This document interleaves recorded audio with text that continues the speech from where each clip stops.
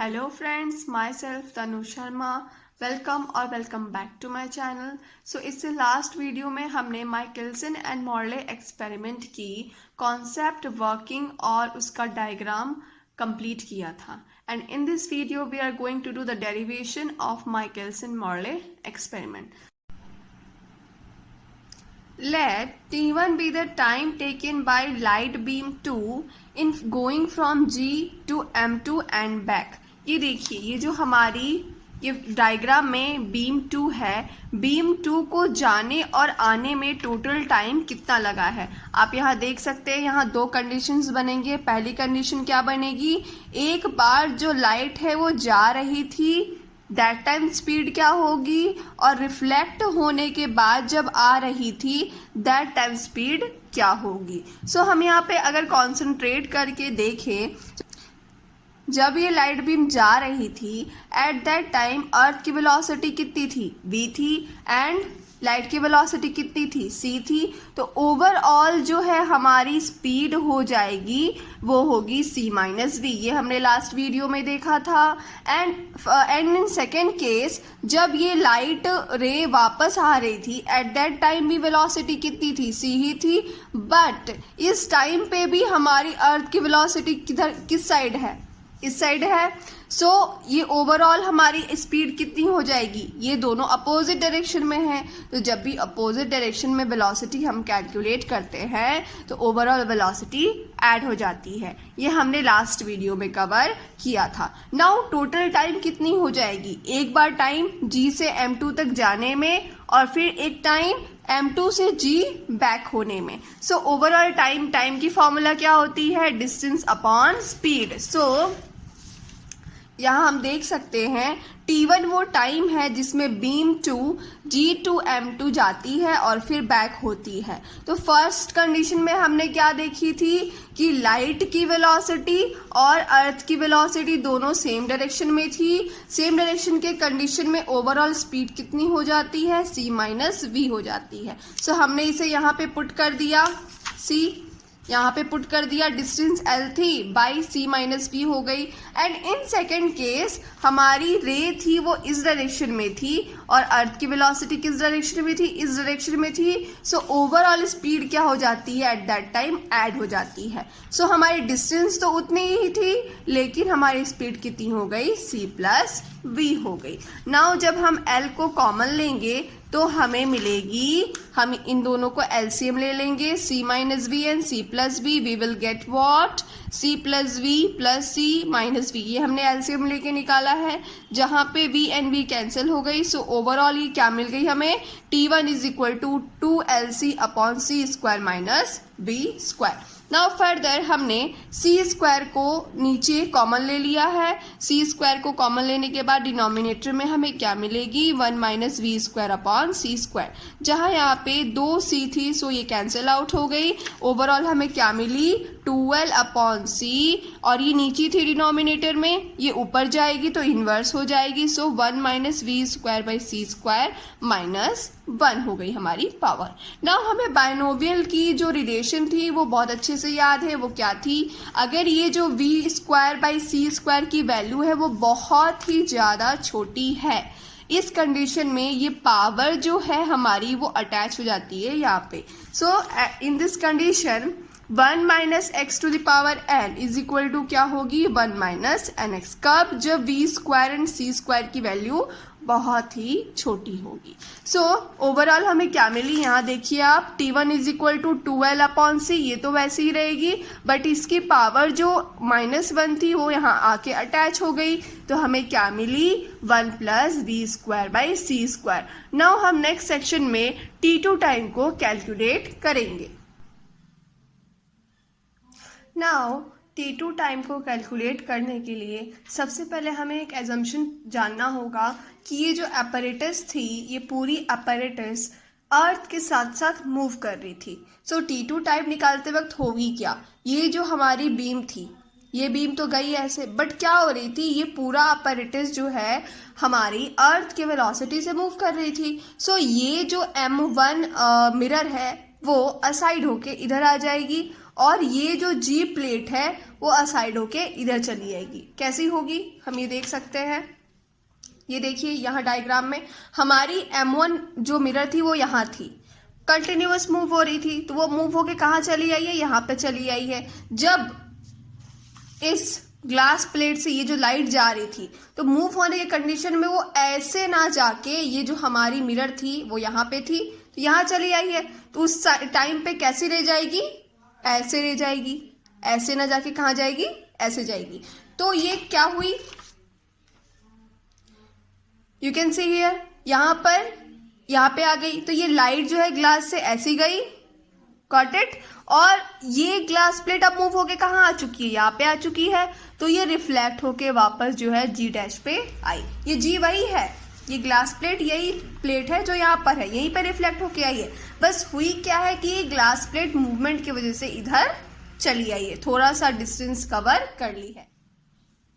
सो इस कंडीशन में स्पीड को कैलकुलेट हम कैसे कर सकते हैं। तो ये मूवमेंट किसकी थी, ये लाइट की मूवमेंट थी, लाइट की वेलोसिटी थी। और ये कौन सी वेलोसिटी है, ये अर्थ की वेलोसिटी है। तो ये ट्राइंगल एक फॉर्म किया क्या, G m1 dash G dash, got it. तो ओवरऑल अगर स्पीड हमें निकालनी है कि इस पाथ के थ्रू कितनी स्पीड जो है ट्रैवल हुई है, उसके लिए हम इसका जो ये एल्टीट्यूड है, ट्राइंगल का एल्टीट्यूड कैलकुलेट कर लेंगे। तो इट इज सो सिंपल, क्यों, क्योंकि ये हाइपोटेनियस है C और ये हमारी बेस है V, तो परपेंडिकुलर की क्या हो जाएगी पाइथागोरस के थ्रू, √c² माइनस v²। तो ये हुई, ये हमारी ओवरऑल स्पीड हुई। ओवरऑल स्पीड किसकी, जब बीम 2 जो है जी ग्लास प्लेट से M1 ग्लास प्लेट तक जाके फिर वापस आती है, गॉट इट। फ्रॉम फिगर हमें स्पीड मिल गई, तो T2 टाइम होगी कितनी। तो टाइम की फॉर्मूला तो हमें पता है क्या होती है, distance upon speed. So distance तो एल ही थी, स्पीड हमें अभी कैलकुलेट की क्या थी, √c² माइनस v²। तो जाने में जितना टाइम लगा उतना ही टाइम वापस आने में भी लगेगा। So same L/√c² minus v²। अब देख सकते हैं यहाँ पे देख सकते हैं कि जितनी टाइम से वो जाएगी उतनी टाइम से वो वापस भी आएगी। सो 2 बार हमें इसे ऐड करना पड़ेगा जो भी टाइम था। तो ये कितनी हो गई, 2L√c² माइनस v²। यहाँ से हमने c² कॉमन ली तो कितनी आ जाएगी, 1 माइनस v² c² रूट के अंडर ही। अब ये c² है, रूट के अंडर है, तो ये बाहर चली जाएगी, कितनी होगी 2L/c रूट ओवर क्या बच गई 1 माइनस v²/c²। फाइन। अब क्या होगी, ये जो इसकी पावर कितनी होती है रूट की 1/2, तो ये जब इनवर्स होगी ऊपर जाएगी तो इसकी पावर कितनी हो जाएगी -1/2। So it will be happen what, 12/c 1 minus v²/c² minus 1/2। Binomial theorem से हमें वो फॉर्मूला याद है, क्या होता है कि अगर इस v²/c² की वैल्यू बहुत छोटी है तो इसकी पावर जो है इसके आगे अटैच हो जाएगी। So what will happen to T2, it will 2L/c 1 minus minus plus ये 2 कहाँ चली आएगी 1/2 यहाँ पे, तो 1/2 के जगह पे क्या हो गई v²/2 c²। So this is the T2 time. Now दोनों टाइम में डिफरेंस कितनी होगी। सो हमारी T1 टाइम थी ये और T2 टाइम थी ये, तो टाइम डिफरेंस कितनी होगी। नाउ टाइम डिफरेंस हो जाएगी हमारी ΔT T1 minus T2। T1 की वैल्यू हमने पुट कर दी, T2 की वैल्यू पुट कर दी। जब हमने इसे इवेल्युएट किया तो हमें क्या मिली, ΔT is equal to LV²/CQ। This will be the equation number 3। Further हम ये कैलकुलेट करेंगे कि बीम 1 और बीम 2 में पाथ डिफरेंस कितना हो रहा है। तो पाथ डिफरेंस की फॉर्मूला क्या होती है, पाथ डिफरेंस की फॉर्मूला होती है c इंटू ΔT। c क्या है यहाँ पर, c हमारी वेलोसिटी ऑफ लाइट है और ΔT जो है हमारी टाइम डिफरेंस है T1 एंड T2 की। सो c will be same, but ΔT की वैल्यू क्या थी, ΔT की वैल्यू हमारी ये थी, हमने यहाँ पे पुट कर दी। तो हमारी पाथ डिफरेंस कितनी निकल गई, ΔX is equal to LV²/c²। Path difference को हम डिनोट करते हैं ΔX से। अब हम क्या करेंगे, अब हम पूरे एपरेटस को 90 डिग्री के एंगल में रोटेट कर देंगे। कैसे, देखिए ये रही हमारी एपरेटस। हमें क्या करना है, हमारी इस पूरी एपरेटस को 90 डिग्री के एंगल में रोटेट कर देना है। तो रोटेट होने से पहले ये जो बीम 2 थी हमारी लाइट की, वो अर्थ के रोटेशन के डायरेक्शन में मूव कर रही थी, बिकॉज अर्थ की डायरेक्शन भी इधर ही थी और हमारी बीम 2 की भी डायरेक्शन किधर थी, इधर ही थी, तो दोनों पैरेलल थी। और ये जो बीम 1 थी वो अर्थ के डायरेक्शन की कैसी थी, परपेंडिकुलर थी। क्यों? क्योंकि अर्थ की डायरेक्शन इधर थी और हमारी बीम नंबर 1 किधर है, ये ऊपर की तरफ है, तो परपेंडिकुलर हो गई। सो जब हम इसे 90 डिग्री पे रोटेट करते हैं, 90 डिग्री पे रोटेट करने पे होती क्या है, ये जो है यहाँ पे चली आती है, ये मिरर, ये हमारी जो टेलीस्कोप है यहाँ चली आती है, ये सोर्स ऑफ लाइट यहाँ चली आती है, ये बीम 1 वाली जो मिरर है वो कहाँ चली आती है, यहाँ पर।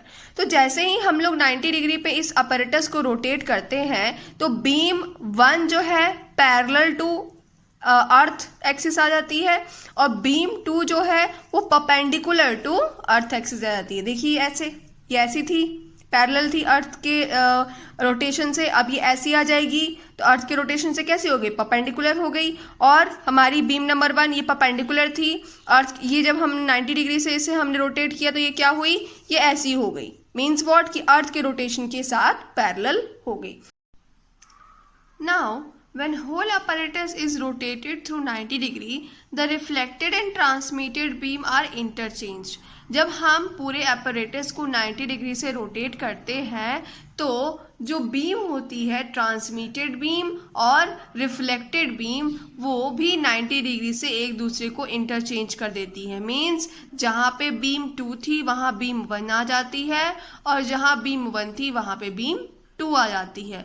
So on rotating path difference between interchange beam becomes, means what, जब हमने रोटेट कर दिया तो अब दोनों बीम्स की पाथ डिफरेंस कितनी होगी। जब हमने रोटेट नहीं किया था अपैरेटस को तब कितनी पाथ डिफरेंस थी, इतनी थी।